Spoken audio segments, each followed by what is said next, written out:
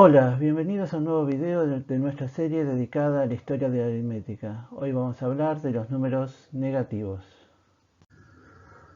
Los números negativos aparecieron por primera vez en la historia en la antigua China, hacia el siglo III a.C. Ellos distinguían a los números positivos de los negativos por la tinta que usaban para escribirlos, por el color de la tinta. Los números positivos se escribían en rojo, los números negativos se escribían en negro, al revés quizás de como uno se imaginaría actualmente. Como vamos a ver en este video, a diferencia de China, en el mundo occidental se tardó muchos siglos en aceptar finalmente la existencia de los números negativos. Los números negativos fueron discutidos, debatidos, redescubiertos, abandonados durante mucho tiempo, hasta como digo, se tardó siglos en aceptarlos. ¿Por qué? ¿Por qué esta diferencia? Muchos historiadores y filósofos, aquí en el texto se cita uno de ellos, pero hay otros, muchos historiadores, digo, coinciden en que la aceptación relativamente rápida de los negativos en China se debió a la cosmovisión de los chinos. Para los chinos, toda fuerza, digamos así, tiene su opuesto. La idea de yin y yang. Toda entidad tiene su opuesto, toda fuerza tiene su opuesto, por lo tanto los números positivos tenían que tener su opuesto en los negativos y un punto de equilibrio en el cero. Es decir, para la cosmovisión china era natural que hubiera algo que se opusiera a los números negativos, a los positivos, perdón, y que son justamente los negativos. En cambio, en Occidente, como vamos a ver, el número estuvo siempre asociado a la idea de cantidad, de medida, y en ese sentido solamente podemos hablar de áreas, longitudes, volúmenes positivos. Por eso en Occidente el número negativo fue mucho más resistido. Para la China, para la cosmovisión china, el número positivo y negativo era más natural que existieran, oponiéndose uno al otro. Vemos acá cómo efectivamente la cosmovisión, la concepción social que hay de la realidad, del mundo, influye sobre el desarrollo de la matemática. Como decíamos recién, en el siglo III a.C. ya en China se trabajaba con números positivos y negativos. En esa misma época, en el mundo griego, en Occidente, en el mundo griego, estamos hablando de gente como Arquímedes, Eudoxo, Euclides, Eratóstenes, etc. Para esta gente, para esta concepción de la matemática que había en Occidente, el número estaba asociado a la idea de cantidad, a la idea de longitud, volumen, a la idea de magnitud geométrica en general, donde no tiene sentido hablar de números negativos. Por lo tanto, para los griegos, de hecho, ni siquiera el cero, ni mucho menos los negativos existían. Una excepción, dice acá, fue Diofanto. Pero fíjense que Diofanto dice alrededor del año 300, o sea, Diofanto es una excepción, pero que vivió 600 años después que Euclides, y que 600 años después de que los chinos concibieran el número negativo. Diofanto, ya hemos hablado de Diofanto en otros videos previos. Diofanto en realidad es considerado y llamado el padre del álgebra porque fue el primero en plantear una simbología específica para escribir ecuaciones y para a su vez explicar los métodos de resolución. Diofanto trabajaba con las que hoy en día se llaman ecuaciones diofánticas, justamente, donde se buscan soluciones enteras. Diofanto de hecho admitía soluciones enteras o racionales para sus ecuaciones. Hoy en día las que se llaman ecuaciones diofánticas solamente admiten soluciones enteras. El caso, lo que nos interesa aquí en realidad, todo esto que acabo de decir ya lo vimos en otros videos, como dije, lo que nos interesa aquí es que Diofanto trabajaba con ecuaciones y que tenía un método, una simbología específica para escribirlas. Justamente es en ese contexto, en el contexto de plantear y resolver ecuaciones, que aparecían para Diofanto números negativos. Se admitía coeficientes negativos para las ecuaciones, a los números positivos de hecho los llamaba presencias y a los negativos los llamaba faltas, y había desarrollado todas las reglas algebraicas para trabajar con ellos. Por ejemplo, Diofanto decía que el producto de falta por falta es presencia, o sea, el producto de dos faltas es una presencia, o diríamos hoy en día, el producto de dos números negativos es un número positivo. Diofanto entonces, como digo, admitía coeficientes negativos para las ecuaciones, pero no los admitía como soluciones, solamente los admitía como coeficientes. Las soluciones negativas para Diofanto no eran válidas. Soluciones de las ecuaciones, se me estoy refiriendo, obviamente.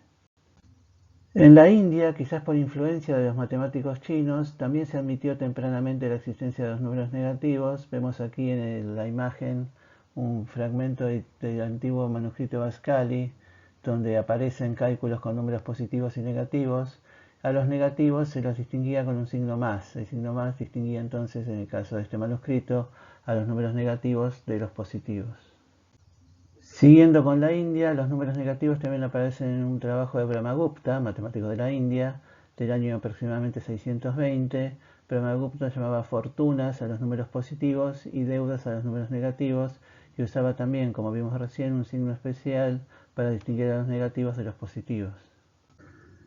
Brahmagupta también estableció las reglas para operar con cantidades positivas, negativas y también con el cero. Ahí tenemos la lista de sus reglas. Fíjense, por ejemplo, la última dice que el producto cociente de una fortuna por una deuda es una deuda, o sea, producto cociente de un número positivo y uno negativo es un número negativo, sería la traducción a un lenguaje moderno. También en la India, en el siglo XII, Bhaskara II, dice ahí, obtuvo raíces negativas, o sea, soluciones negativas para ecuaciones cuadráticas, pero las rechazó, dice ahí, porque no eran adecuadas para el contexto del problema. Pero en principio sus métodos también le daban soluciones negativas para ciertas ecuaciones cuadráticas. Hablemos ahora un poco del mundo árabe, que fue influido por a su vez la matemática de la India. Como dice ahí, en el siglo IX en Bagdad, al-Khwarizmi trabajó con ecuaciones lineales y cuadráticas, influido por Brahmagupta. Admitía números negativos, por lo menos los admitía como coeficientes y como parte del proceso de resolución, pero como dice ahí también el texto, los rechazaba como soluciones de las ecuaciones, o sea, no admitía respuestas negativas como solución a las ecuaciones que había resuelto.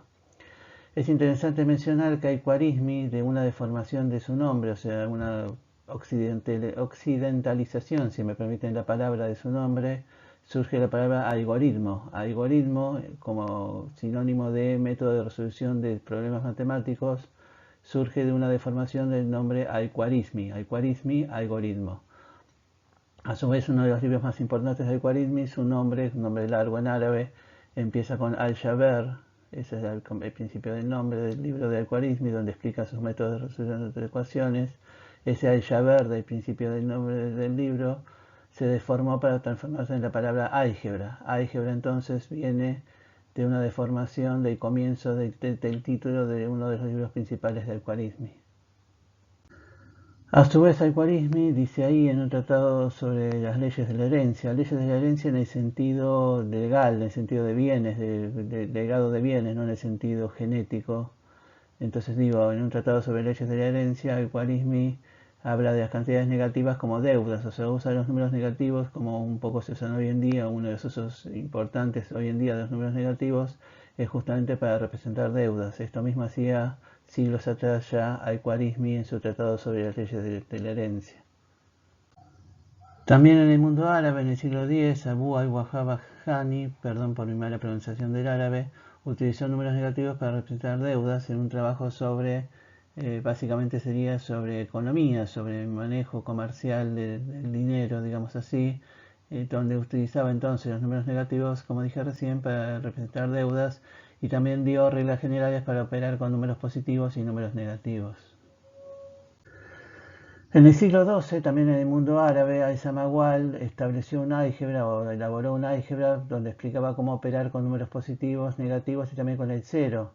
Por ejemplo, fíjense, la primera regla dice, si restamos un número positivo a una potencia vacía sería el cero, queda el mismo número negativo. El mismo número negativo evidentemente está refiriéndose al opuesto, o sea, básicamente en el sentido moderno, en un lenguaje moderno simbólico, diríamos que lo que está diciendo esa primera regla es que 0 menos x es menos x, o sea, si al 0 le restamos un número positivo, obtenemos el número negativo que es el opuesto de ese número positivo. Eso es lo que dice la primera regla de Al-Samawal.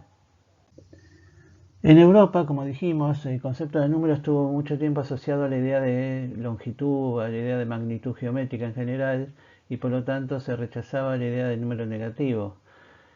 Uno de los primeros en introducir los números negativos en Europa fue Leonardo de Pisa, también conocido como Fibonacci, que, bueno, él conoció este concepto de número negativo porque había estudiado con los árabes, justamente, con matemáticos árabes.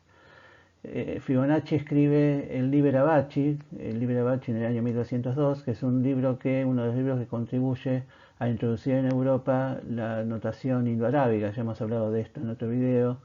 En Europa, durante avanzada la Edad Media, se utilizaba como método del sistema de numeración la numeración romana, que es muy poco práctica para hacer cálculos. Fibonacci aprende la numeración indoarábiga justamente con sus maestros árabes. Escribe el Liberabachi, donde explica que esta forma de escribir números es mucho más práctica, mucho más conveniente para hacer cuentas. Escribe el Liberabachi y contribuye de esa manera a introducir la notación indoarábiga en Europa. Y en ese mismo libro habla de los números negativos que asocia a la idea de deudas, o sea, referirse a problemas financieros. Fibonacci habla de los números negativos en el texto, insisto, asociándolo con la idea de deuda. Los números negativos, dice aquí el texto, ingresaron en Europa justamente por influencia árabe a través de las traducciones y el estudio de libros escritos por matemáticos árabes. Sin embargo, hubo mucha resistencia para su aceptación. Se tardó mucho tiempo en que Europa aceptara finalmente los números negativos como válidos, por influencia, como dice ahí, probablemente de la matemática griega, que como ya dije varias veces, los asociaba a magnitudes geométricas. Por ejemplo, a modo de ejemplo de ese rechazo que había, voy a decir rechazo visceral, exagerando un poco a los números negativos, dice el texto a la derecha, en el siglo XV, Nicolás Chuquet, un matemático muy importante, utilizó el cero y los números negativos como exponentes, o sea, exponentes de potencias de las incógnitas, digamos, pero se refirió a ellos como números absurdos, o sea, los números negativos eran números absurdos, no tenían sentido como números en sí mismos, simplemente servían como notaciones para ciertas operaciones con los exponentes, pero no tenían sentido en sí mismos como números, para Chuquet y para otros muchos matemáticos también en Europa. Otro ejemplo en el mismo sentido es el matemático alemán Michael Stiefel, o quizás debería decir es el alemán Michael Stiefel, que escribió la aritmética íntegra en 1544, un libro muy importante en la historia del álgebra. En ese libro también, efectivamente, Stiefel llamaba a los números negativos números absurdos, los rechazaba también. Hay que decir que también Stiefel rechazaba como números a la mayor parte de los números irracionales. Admitía como números a los que se podían construir geométricamente, como raíz de 2, pero los irracionales que no se podían construir geométricamente no tenían sentido para él. Los números negativos empezaron a ser aceptados cuando se empezaron a poner en contextos geométricos. Por ejemplo, como dice ahí, el matemático John Wallis introduce la recta numérica, la recta donde representamos los números reales, y justamente en ese contexto tiene sentido hablar de los números negativos simplemente como los que están a la izquierda de cero, es decir, en ese contexto geométrico los números negativos empiezan a tener una cierta entidad, digamos, empiezan a ser aceptados como números de verdad, digamos así. Pero no es una historia lineal la de los números negativos, va y vuelve, hay muchos matemáticos contemporáneos, unos de otros lo aceptaban y otros no. Decíamos recién que al crear la recta numérica los números negativos empezaron a ser aceptados, sin embargo, como dice aquí, en una época posterior, en 1758, el matemático británico Francis Massere afirmaba que los números eran prácticamente una creación del diablo, y como dice ahí, oscurecen toda la doctrina de las ecuaciones, una cosa así muy tremenda, y muchos matemáticos también de la época rechazaban a los números negativos, es decir, los negativos fueron algo difícil de ser finalmente aceptados en el mundo occidental. Comparemos, por ejemplo, en contraste con la antigua China, que a esta altura ya hacía más de 2000 años que aceptaban los números negativos como existentes. Los números negativos, digamos así, adquieren carta de ciudadanía definitivamente en el siglo XIX con el desarrollo del álgebra abstracta. El álgebra abstracta permite ver a los números en un contexto más general, más amplio, estudiar sus propiedades algebraicas justamente, y ahí aparece la necesidad incluso de los números negativos como opuestos aditivos de los números positivos. Así que efectivamente, finalmente en el siglo XIX, insisto, gracias al desarrollo del álgebra abstracta, que los números negativos son finalmente aceptados.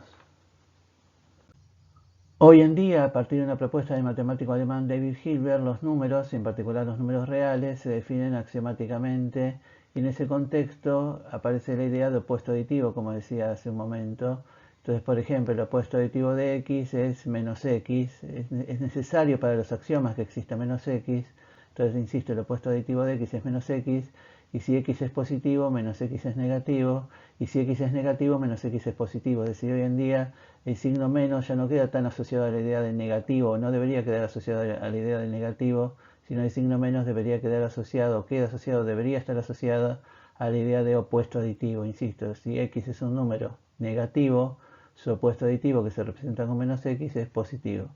Pero hoy en día ya en Occidente, gracias a la definición axiomática de los números reales, finalmente el número negativo ya no es discriminado ni rechazado por los matemáticos.